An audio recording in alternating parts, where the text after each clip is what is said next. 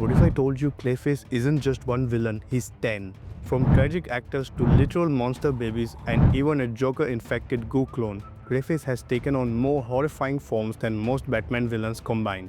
And with horror master Mike Flanagan directing his solo DCU debut, it's time you met every version of Clayface and why this villain might be the most terrifying character in DC's future. Let's start. 1. Basil Karlo, the original Clayface. Let's start at the beginning. Basil Karlo, the OG Clayface, a failed actor turned monstrous shapeshifter after being exposed to a chemical called Ranu. His powers? Not just turning into people, he can perfectly mimic voices, appearances, and even superpowers. He spent decades battling Batman, but also briefly joined the Bat family in a redemptive arc. And now, he's likely the version we'll see in the new DC horror movie.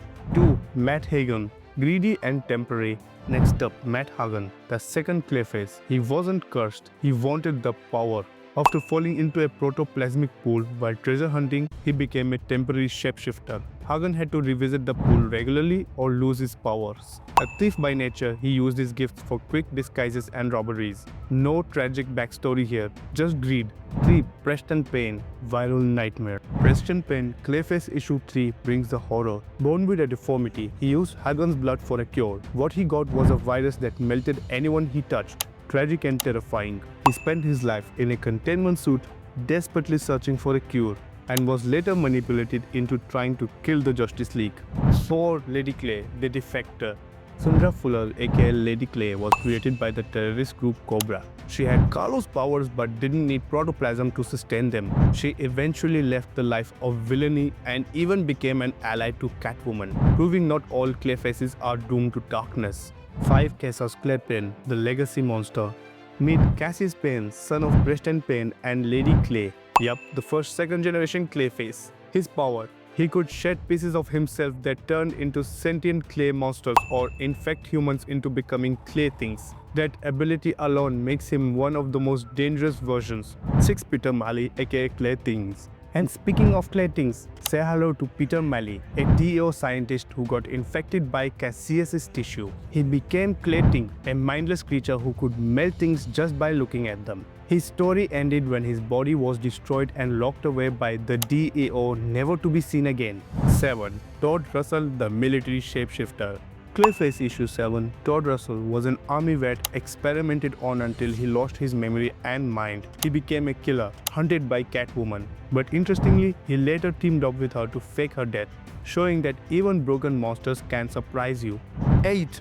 Johnny Williams, the firefighter turned weapon. Johnny Williams was once a heroic firefighter until an explosion gave him Clayface powers. Used as a pawn by Hush, he could shapeshift, grow stronger, and even infect minds. He eventually helped Batman save Alfred before dying in a final stand, a redemptive sacrifice.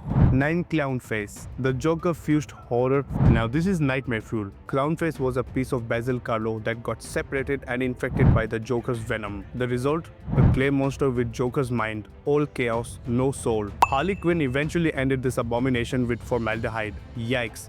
10. Glory Griffin, aka Mudface. Last but not least, Mudface.